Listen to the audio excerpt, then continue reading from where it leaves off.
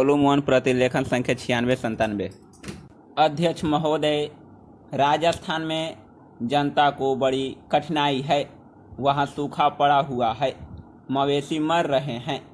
ऐसे जो स्थान हैं वहाँ आपको कदम उठाने चाहिए। वहाँ लोगों को तथा मवेशियों को खाने के लिए देना चाहिए, उनकी सहायता करनी चाहिए। अगर आपने शहरों का ही ध्यान रखा और देहातों की समस्या व किसान की समस्या को हल नहीं किया तो भविष्य में बड़ा संकट पैदा हो सकता है।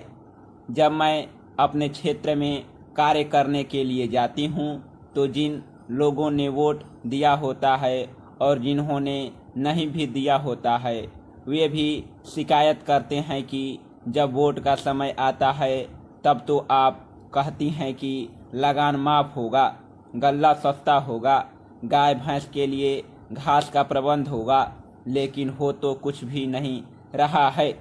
अंग्रेज़ों से जब हमने राज प्राप्त किया था उस समय नारा लगाते थे कि लगान माफ़ होगा, नहरें खोदी जाएगी, गाय भैंस के लिए घास का इंतजाम किया जाएगा, लेकिन कुछ नहीं हुआ।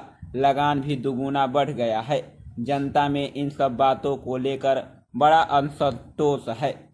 हमारे मंत्री महोदय अब जिले या प्रांत का दौरा करने जाते हैं तो रेस्ट हाउस में जाकर ठहरते हैं। देहातों में जाएं तो उनको असली हालत का पता चले, लेकिन वे तो रेस्ट हाउस में जाकर ठहरते हैं ताकि कहीं उनको लू न लग जाए। इसलिए मैं निवेदन करती हूँ कि उनको गाँव में जाना चाहिए। वहाँ जाकर उन्हें किसान की कठिनाई को समझना चाहिए, उनकी कठिनाई को दूर करना चाहिए। किसान इस समय बड़े भयभीत हैं। उनकी तरफ बहुत सा रुपया पड़ा हुआ है, तकावी का, बीज का, लगान का, बैल का। कलेक्टर या तहसीलदार उनको आज बहुत परेशान कर रहे हैं। उसके बैल नीलाम किए जा रहे हैं, जमीन नीलाम की जा रही है, उसको कचहरी में ले जाते हैं और पटवारी तहसीलदार किसान को जिस तरह से परेशान करते हैं उसका लेखा मैं नहीं दे सकती हूँ, उसका मैं वर्णन नहीं कर सकती हूँ। आज भ्रष्टाचार का ही बोलबाला है। जब तक 500 रुपये या 300 रुपये या 200 रुपये लेखपाल को या पटवारी को न मिले तब तक खाते में से नंबर वे लोग नहीं निकालते हैं।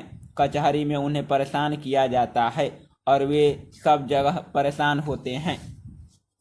महोदय, पंजाब के संबंध में मुझे कुछ कहना है कि अभी कुछ दिन पूर्व वहाँ पर भाषा का प्रश्न उत्पन्न हुआ। मेरा अपना विचार है कि जब भाषा के आधार पर पंजाब का विभाजन हो गया तो आज पंजाब की भाषा पंजाबी है और यह पंजाब के लोगों को निर्णय करना है कि वह पंजाबी किस लिपि के अंदर लिखी जाए। लेकिन एक बात मैं पंजाब की सरकार से आपके माध्यम से निवेदन करना चाहती हूँ कि आज जब पंजाब के अंदर 45% लोग इस प्रकार के हैं जो यह कहते हैं कि हमारी अपनी मातृभाषा हिंदी है, तो पंजाब की सरकार को अल्पसंख्यकों की भाषा को संरक्षण देने के नाम पर दूसरी भाषा के रूप में हिंदी को मानने में किसी प्रकार की कोई आपत्ति नहीं होनी चाहिए। इससे दोनों के संबंधों में मधुरता आएगी और किस प्रकार के अनावश्यक आंदोलन से हमारा सीमावर्ती राज्य बचा रहेगा। जहाँ तक लिपि का संबंध है, लिपि के संबंध में मैं बलपूर्वक किसी लिपि को समाप्त करने के पक्ष में नहीं हूँ। मेरा विचार रहा है कि देश में अपनी लिपियों को सुरक्षित रखते हुए अगर प्रादेशिक भाषाएं किसी एक सामान्य लिपि को वैकल्पिक लिपि के रूप में स्वीकार कर ले तो देश की अनेक भाषाओं को निकट आने में बहुत बड़ी सहायता मिल सकेगी। अगर पंजाब के लोग भी इसी आधार पर विचार करे सके तो मैं समझता हूँ कि यह पंजाबी भाषा के हित में और देश की एकता के हित में होगा। अंतिम बात जिसको मैं कहकर अपना भाषण समाप्त करना चाहता हूँ वह है प्रश्न जो आज पंजाब और हरियाणा में तनाव का कारण बना हुआ है, और वह है चंडीगढ़ का प्रश्न। सभापति जी, आपने देखा होगा कि कल इस प्रश्न को लेकर यहाँ एक गर्मा गर्मी का वातावरण भी उत्पन्न हुआ। इसके लिए मैं मुख्य रूप से केंद्रीय सरकार को दोषी मानता हूँ। सरकार की अपनी आदत है कि जो इस प्रकार के विवादास्पद प्रश्न होते हैं उनको लंबा टालने की इसकी प्रवृत्ति बन गई है। सरकार सोचती है कि अगर कोई प्रश्न लंबा टाला जाएगा तो लोग भूल जाएंगे और अंत में तनाव स्वतः ही नहीं रहेगी।